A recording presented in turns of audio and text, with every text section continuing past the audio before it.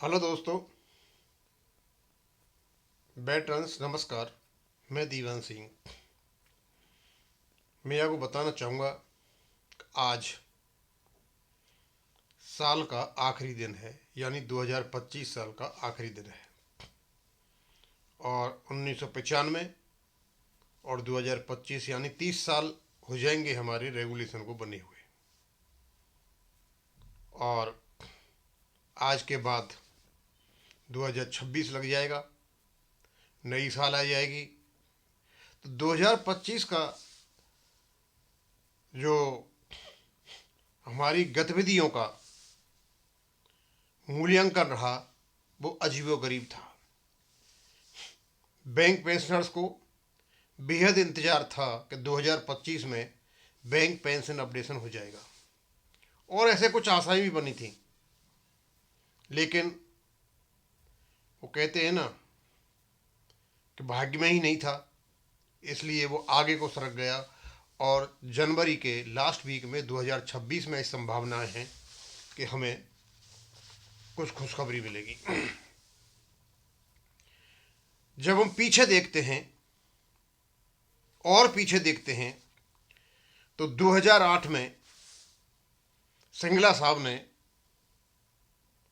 ये ऑपरेशन शुरू किया था बैंक पेंशन अपडेशन का। और ऑपरेशन चलाते चलाते वो हीरो और उसके साथ ही इस देश दुनिया को छोड़ करके चले गए, और है गया वहाँ केवल एक ऑर्गेनाइजेशन जो लीगल एंटिटी है। और इस 2025 में जब मैं अपने को परिप्रेक्ष्य में रख करके देखता हूँ, तो जब मैंने शुरू शुरू में वीडियो नहीं बनाने शुरू किए थे, जब मैं दूसरों के वीडियो देखा करता था, तो डेली कुछ न कुछ ऐसे वीडियो आते थे कि हमारे हाथ में कैलकुलेटर होता था और अपनी पेंशन काउंट किया करते थे। अब तो पता चल गया कि वो किस प्रकार के लोग हैं। एक ही वीडियो कई कई बार डालते हैं, झूठ बोलते हैं, गुमराह करते हैं। जब धीरे धीरे चीज़ों का पता चला तो पता चला कि मामला और ही कुछ है। मैं सही बता रहा हूँ, शुरू शुरू में मैं विश्वास करता था कि there is no provision of pension updation. ये शुरू शुरू की बात बता रहा हूँ। मैं विश्वास करता था कि हमारी पेंशन फंड बेस्ड है, और फंडों का कैलकुलेशन बहुत ज़्यादा हुआ करता, आजकल नहीं होता उतना।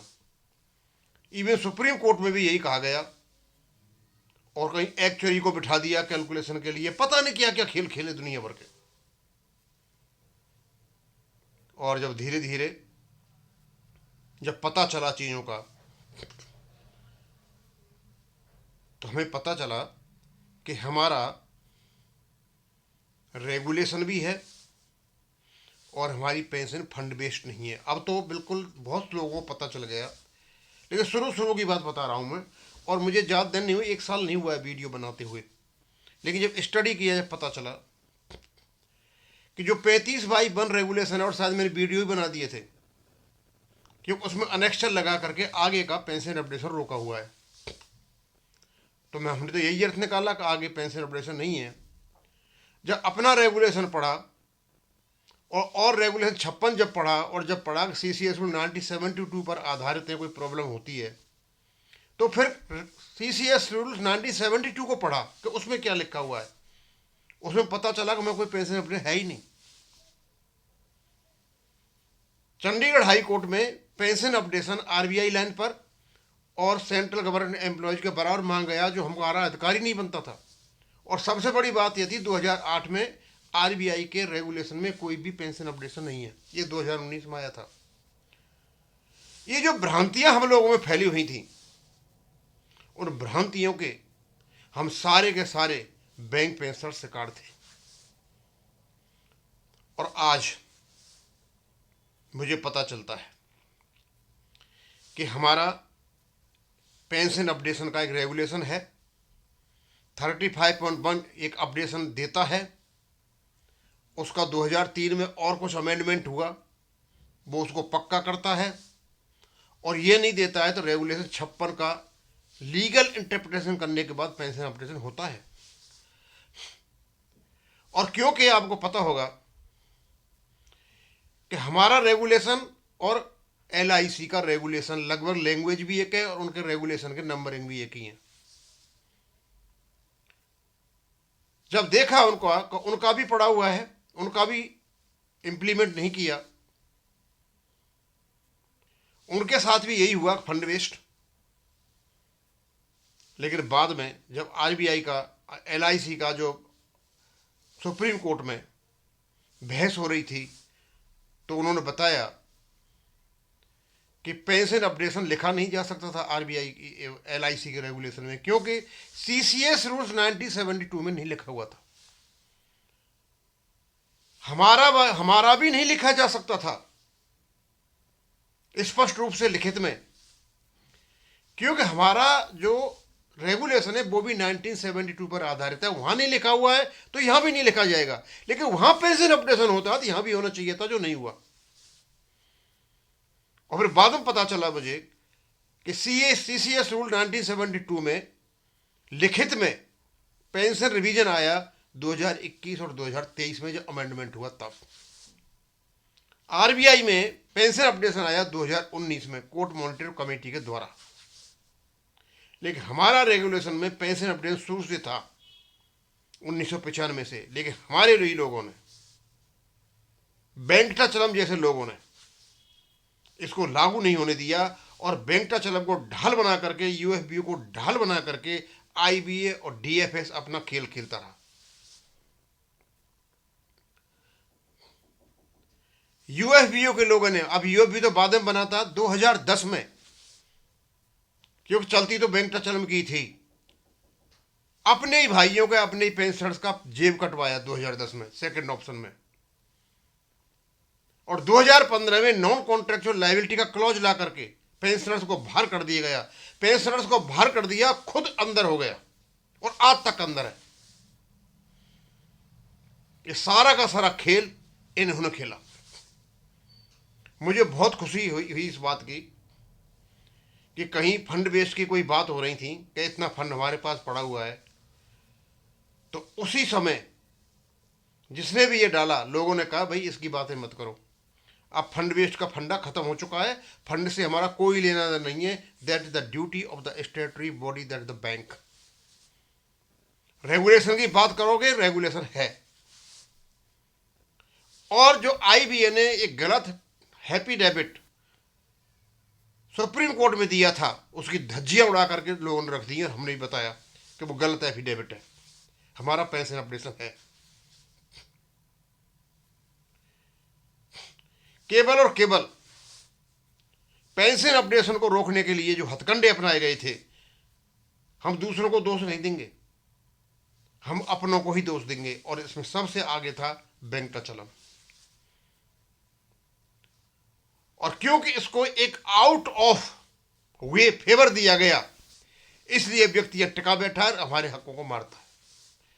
ये सारा जो कुछ हो रहा है ये 2025 में हुआ, और हमने 2025 में ही जाना, उससे पहले हम भी नहीं जानते थे। और 2025 में ही मैंने अपने लोगों को बताया। और सबसे बड़ी बात यह थी, मैं जब बता रहा था तो शुरू में लोग विश्वास नहीं कर रहे थे, लेकिन जब धीरे धीरे जब मैंने चीज़ों को डालना शुरू किया और उन लोगों ने उनका कन्फर्म करना शुरू किया, तो पता चला कि वास्तव में बात तो यही है कि ये पेंशन फंड बेस्ड है ही नहीं, ये तो सीपीएफ के बदले में है, हमारा रेगुलेशन है। लोगों को पता चला कि आईबीए ने माननीय सुप्रीम कोर्ट में झूठ बोला है। और पता नहीं क्या क्या। आज इस समय कंडीशन ये है कि सरकार भी दबाव में है, डीएफएस भी दबाव में है, आईबीए भी दबाव में है, और जो नैतिकता से रहित जो लोग हैं, जो हमारे लोग हैं, जिनको हम यूएफबीयू कहते हैं, उनके बारे में तो कुछ कह नहीं सकते। हम इतना ही कहना चाहते हैं, इस देश में हम रहते हैं, चीज़ों को हम भी देखना जानते हैं, ऑब्जर्वेशन हम भी करना जानते हैं। जो बैंक पेंशनर्स का जो मुद्दा है, ये सरकार के लिए एक बहुत ही घातक चीज़ है। इससे सरकार की बदनामी होती है। क्योंकि जब तुम सोशल वेलफेयर की जब बातें करोगे तो बहुत सी चीज़ें आ जाती हैं। तो मैं जाने वाली साल और आने वाली साल दोनों के लिए मैं मेरे सभी व्यूअर्स को मेरे हृदय से सबको नमस्कार करता हूँ।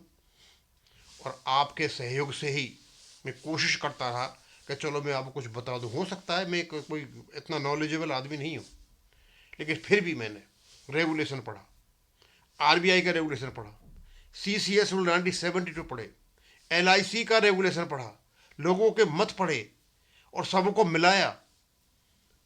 और आईबीए का एफिडेविट तो मैंने कई बार उसकी धज्जियां उड़ाई।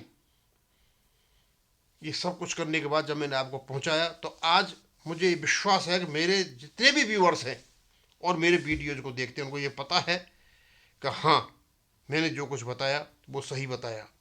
और मेरी लाइन ऑफ आर्गूमेंट को एलआईसी ने सुप्रीम कोर्ट में बहस करते हुए पकड़ा था कि किसी भी प्रकार से रेगुलेशन में अपडेशन नहीं लिखा जा सकता, क्योंकि ऐसा 1972 का जो सीसीएस पेंशन रूल्स है वहाँ भी नहीं लिखा हुआ है। बहुत सी सारी चीज़ें बताने दोस्तों, आपको नए साल की बहुत बहुत हार्दिक शुभकामनाएं। और जो हमारा पिछला साल 2025 बेहद इंतज़ार में गुजरा है, शायद उसका फूल जनवरी 2026 के आखिरी हफ्ते में खिलेगा। हम यही आशा करते हैं। थैंक यू, धन्यवाद।